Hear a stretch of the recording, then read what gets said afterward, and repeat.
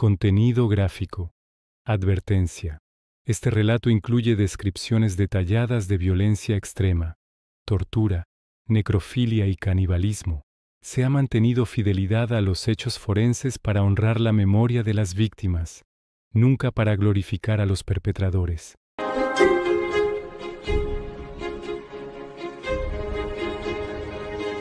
El hombre que quiso conservar. Jeffrey Dahmer, 1960-1994. Análisis forense del monstruo de Milwaukee. Primera parte. La normalidad anunciada. 1960-1978. Una infancia que no gritaba. Jeffrey Lionel Dahmer nació el 21 de mayo de 1960 en Milwaukee, Wisconsin, en una familia que en las fotografías de Navidad parecía funcional y productiva. Lionel Dahmer, su padre, era químico dedicado a sus investigaciones. Joyce Annette Flint, su madre, trabajaba como telegrafista. Su hermano menor, David, llegó 6 años después. Pero las fotografías mienten. Joyce Dahmer sufrió trastornos de ansiedad severos que la mantenían postrada durante semanas, medicada con barbitúricos que le provocaban crisis convulsivas. Lionel, absorto en su carrera, respondía a las crisis domésticas con silencio profesional. En una entrevista posterior, Lionel admitiría: «Yo estaba físicamente presente, pero emocionalmente ausente. No sabía cómo conectar con un hijo que parecía tan distante». A los 10 años, el pequeño Jeffrey comenzó a coleccionar animales muertos. No los torturaba. Los encontraba atropellados en la carretera y los llevaba a su cobertizo trasero. Allí, utilizando los mismos ácidos que su padre traía del laboratorio, diseccionaba los cadáveres para ver cómo eran por dentro. Lionel, al descubrirlo, interpretó el acto como curiosidad científica y no como el triada de McDonald en acción: piromanía, crueldad animal y encopresis nocturna, las 3 señales de un futuro violento. Los maestros de la escuela primaria Reselt describieron a Jeffrey como único pero no problemático. Era tímido, casi mudo en clase, pero obediente. Su expediente académico mostraba inteligencia superior, IQ 117, acompañada de una incapacidad para formar vínculos emocionales. Un maestro de ciencias, alarmado por el olor en su casillero, encontró una cabeza de perro conservada en formol. La denuncia no llegó a sus padres. El director consideró que era fase adolescente, la adolescencia como máscara. A los 14 años las fantasías comenzaron. Dahmer se masturbaba pensando en hombres inconscientes, cuerpos sin volición, compañeros de clase que yacían inertes mientras él los poseía.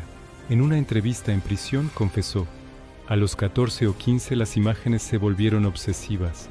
No podía dormir sin imaginarme un cuerpo sin vida. No era odio, era necesidad. El alcohol se convirtió en su medicina autoadministrada».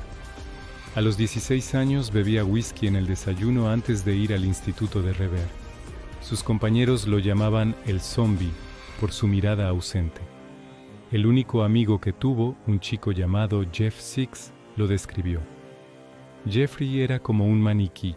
Podías hablarle durante horas y él asentía, pero nunca respondía con algo propio». El divorcio de sus padres en 1978, justo antes de su graduación, fue el evento que fracturó su simulacro de normalidad. Lionel se fue con su nueva pareja, Shari. Joyce se llevó a David. Jeffrey, a sus 18 años, quedó solo en la casa familiar de Bath Township, Ohio, con un Ford Pinto y un malestar creciente. Segunda parte. El primer intento de conservar. 1978. Stephen Hicks. El experimento. El 18 de junio de 1978, Jeffrey Dahmer manejaba por la Interestatal 71 cuando vio a Stephen Mark Hicks, un chico de 18 años con mochila de lona y dedo pulgar extendido. Hicks iba a un concierto de rock en Lockbourne. Dahmer, por primera vez en su vida, sintió que podía controlar un encuentro humano. Llevó a Hicks a su casa. Bebieron cerveza, fumaron marihuana. Hicks habló de su novia, de la música, del futuro. Dahmer escuchó fascinado, mientras almacenaba cada detalle. Cuando Hicks dijo: «Tengo que irme, el concierto empieza en 1 hora», Dahmer sintió que la casilla de control se cerraba. No quería que se fuera. No podía permitirlo. Cogió una pesa de 5 kilos y le propinó 2 golpes en la cabeza. Hicks se desplomó. Dahmer no lo violó. Aún no había cruzado esa línea, pero se quedó con el cadáver durante días, masturbándose junto a él, hablándole como si durmiera. Luego, con un cuchillo de carnicero que su padre había dejado, diseccionó el cuerpo en la bañera. Los huesos los trituró con un mazo. La carne la disolvió en ácido muriático en un barril de basura. La cabeza, sin embargo, la conservó. La envolvió en plástico y la guardó en una caja de cartón bajo su cama. Durante meses la sacaba para contemplarla. Dijo al psiquiatra: con la cabeza de Hicks no me sentía solo. Era como tener un amigo que nunca se iba. La universidad como escape fallido. Con la cabeza de Hicks bajo su cama, Dahmer ingresó a la Universidad Estatal de Ohio en septiembre de 1978. Durante un semestre no mató, pero tampoco asistía a clase. Su expediente académico muestra 0.45 de promedio y 27 ausencias en 60 días. Bebía vodka desde la mañana. Su compañero de cuarto, un chico de negocios llamado Mike, lo recuerda. Jeffrey pasaba días sin hablar. Una vez encontré una botella de formol en su armario. Dijo que era para un proyecto de biología. Nunca lo cuestioné. Lionel, al descubrir el fracaso, lo envió al ejército en enero de 1979. Dahmer se entrenó como especialista médico en Fort Sam Houston, Texas. Allí, su alcoholismo se profesionalizó. Su oficial de compañía declaró en el juicio: el soldado Dahmer era funcional pero vacío. Bebía en el puesto de guardia. Una vez encontramos un cadáver de gato en su taquilla. Dijo que lo había encontrado. Lo creímos. Fue dado de baja por inadaptación conductual en marzo de 1981, con honores generales, pero una ficha que decía no apto para reingreso. Tercera parte. La abuela y la mascarilla, 1981-1988. El refugio de West Allis. En marzo de 1981, Dahmer se mudó con su abuela Catherine en West Allis, Wisconsin. Ella era una mujer devota, viuda, que veía en su nieto un chico callado pero bueno. Le dio su sótano para que viviera, le lavaba la ropa, le preparaba la cena. Ese sótano fue el laboratorio. Dahmer compró un frigorífico industrial y lo llenó de formol. La abuela, con cataratas y olfato deteriorado, no percibía el olor acre. Una vez le preguntó por un líquido rojizo en el fregadero. Dahmer respondió: es tinta, abuela. Hago arte abstracto. Entre 1982 y 1986, Dahmer no mató. Trabajó en una fábrica de sangre, luego en un restaurante de sándwiches, pero su vida era una rutina de masturbación compulsiva, visitas a bares gays y bebida. En 1985 fue arrestado por exhibicionismo en un parque. La multa fue de $50. No hay registro de que la policía registrara su domicilio. Steven Tuomi, el segundo intento. El 15 de noviembre de 1987, Dahmer fue al Club 219, un bar gay de Milwaukee. Conoció a Steven Tuomi, un aspirante a modelo de 24 años. Dahmer le ofreció $50 por posar desnudo. Tuomi aceptó. En el Hotel Ambassador, Dahmer le mezcló un tranquilizante en la bebida. No quería matarlo, quería dormirlo, poseerlo sin resistencia. Pero el cóctel fue demasiado fuerte. Cuando Dahmer se despertó, Tuomi estaba muerto, con los brazos en posición de defensa y moretones en el cuello. Dahmer no recordaba estrangularlo. El psiquiatra explicó: el alcohol y el trastorno disociativo le provocaron amnesia selectiva. No negó el crimen, negaba la intención. Desmembró a Tuomi en la bañera del hotel usando el mismo método de Hicks. Pero ahora tenía más herramientas: un serrucho manual, un taladro eléctrico y un refrigerador lleno de recipientes de vidrio. La cabeza de Tuomi fue la primera que conservó de forma muy artística. La cocinó en un caldo de sal, la secó con secador de pelo y la pintó con esmalte transparente para que durara. La cabeza de Tuomi permaneció en su estantería durante 6 meses. Cuando la abuela mencionó que algo olía mal en el sótano, Dahmer respondió que había matado una ardilla y se la había llevado. Cuarta parte. La construcción del Mueseo, 1988-1991. El patrón de seducción y conservación. Entre 1988 y 1991, Dahmer asesinó a 15 hombres. Su método era un ritual quirúrgico que perfeccionó. Seducción. Ofrecía dinero, $50 a $100, por posar desnudo o ver videos pornográficos. Inmovilización. Mezclaba 7 tabletas de Alcion en bebidas. La dosis era calculada para inducir un coma de 6-8 horas. Estrangulamiento. Usaba una sábana o sus propias manos. Nunca usó armas de fuego. Quería sentir la vida escapar. Necrofilia. Tenía sexo con el cadáver inmediatamente después cuando aún conservaba temperatura. Decía, era cuando se sentían más reales, más míos. Disección. Primero el abdomen, luego las extremidades. Los órganos los guardaba en formol. La carne la disolvía en ácido. Conservación. La cabeza era el trofeo principal. Las preservaba mediante tanificación casera. La cosía, la desecaba, la barnizaba. Algunas las pintaba para que parecieran modelos anatómicos. En septiembre de 1988, la abuela Catherine, cansada de los olores extraños y los jovencitos que entraban y no salían, le ordenó que se fuera. El 25 de septiembre se mudó al apartamento 213 del 808 North 24th Street, Milwaukee. Ese apartamento sería el museo de su obra.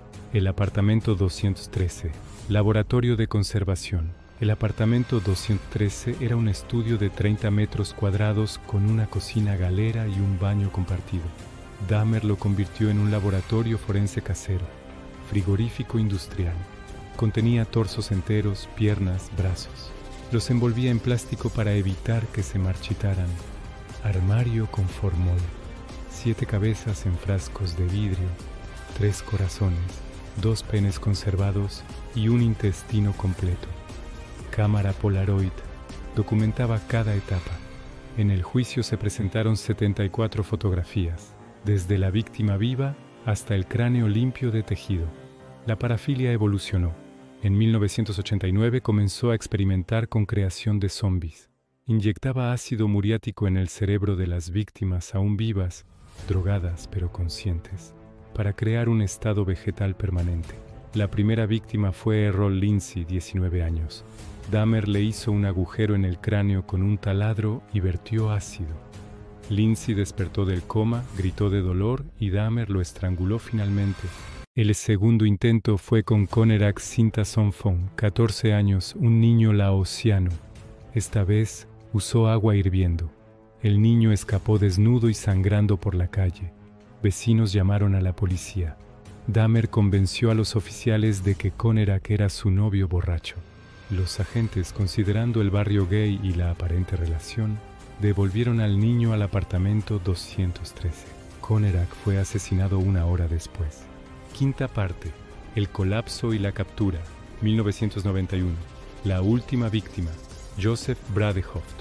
El 19 de julio de 1991, Dahmer conoció a Joseph Bradehoft, un camionero desempleado de 25 años. Le ofreció $100 por posar. Bradehoft tenía 3 hijos en casa. Aceptó. En el apartamento, Dahmer le dio la bebida habitual. Bradehoft se durmió, pero esta vez Dahmer no pudo matarlo de inmediato. Estaba agotado, alcoholizado, y el cuerpo ya no le proporcionaba la misma excitación. Dejó a Bradehoft en la cama durante 2 días, muerto pero sin diseccionar. El olor era insoportable incluso para él. El 22 de julio, David invitó a Tracy Edwards, un hombre de 32 años que había conocido en el mismo bar donde encontró a Bradehoft. Le ofreció $100 por posar. Edwards, desesperado por dinero, aceptó. Pero Edwards era diferente. Era mayor, más experimentado y notó algo erróneo. El olor acre, las cajas de ácido en el suelo, las Polaroids esparcidas. Cuando Dahmer le esposó una muñeca para una pose más realista, Edwards se resistió. Dahmer le mostró el cuchillo. Edwards se dejó esposar, pero vigiló cada movimiento. La huida y la redada. Cuando Dahmer se inclinó para buscar un castillo de bebida, Edwards lo golpeó con el codo y salió corriendo desnudo por la calle 24 Norte. Encontró a 2 agentes de policía, Robert Routh y Rolf Moller. Gritó: «Ese hombre tiene un cuchillo y me quería matar». Los oficiales regresaron al apartamento 213 con Edwards. Dahmer les abrió calmado. «Es un malentendido, él está borracho», dijo. Pero Mueller vio las Polaroids en la mesa. Las cogió. Una mostraba un torso desmembrado sobre una charola. Otra, una cabeza en formol. Mueller gritó: «Policía, manos arriba». Dahmer no resistió. Dijo: «Por fin acabó». La redada encontró 4 cabezas en el frigorífico, 7 cráneos en formol, 2 corazones en la nevera. Dahmer admitió que planeaba comerlos. Un barril de ácido con restos de 2 torsos, 74 fotografías Polaroid documentando cada etapa. La confesión fue inmediata. En 48 horas, Dahmer admitió 17 asesinatos. Dijo al detective Dennis Murphy: «No mataba por odio, mataba porque no querían quedarse conmigo. Y yo necesitaba que se quedaran». Sexta parte. El juicio y el perfil. 1992. Debate psiquiátrico. ¿Enfermo o monstruo? El juicio de enero de 1992 fue un debate entre 2 reconocidos psiquiatras. Dr. Fred Berlin, defensa. Diagnosticó necrofilia primaria, trastorno límite de la personalidad y trastorno esquizoide. Argumentó que Dahmer no podía controlar sus impulsos parafílicos. Es un hombre enfermo, no malvado. Sus acciones fueron un intento patético de evitar el abandono. Dr. Park Dietz, acusación. Diagnosticó trastorno antisocial de la personalidad con remordimiento ausente. Sabría distinguir entre bien y mal. Planeó cada crimen con meticulosidad. Eso es psicopatía, no enfermedad mental. El jurado, tras 10 horas de deliberación, coincidió con Dietz. Dahmer fue declarado cuerdo y culpable de 15 homicidios. El juez Lawrence Graham le impuso 15 cadenas perpetuas, 957 años en Wisconsin, más una cadena perpetua adicional por un asesinato en Ohio. La sentencia fue técnicamente la más larga en la historia de Wisconsin. Dahmer escuchó sin expresión. Confesión final. En su declaración final, Dahmer dijo: «Creo que soy enfermo. No odio a nadie. No odio a las víctimas. Solo quería que se quedaran conmigo.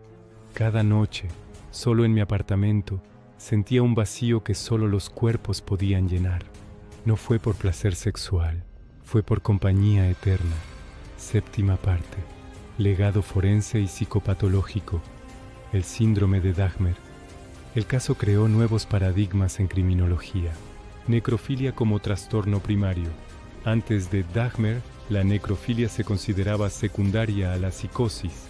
Dahmer demostró que podía ser el motor central de un perfil organizado. Conservación patológica. No era canibalismo por hambre ni ritual. Era museificación. Quería crear un santuario de compañía permanente. Fracaso sistémico. La policía de Milwaukee devolvió a Conerak. El sistema de libertad condicional ignoró 5 delitos previos.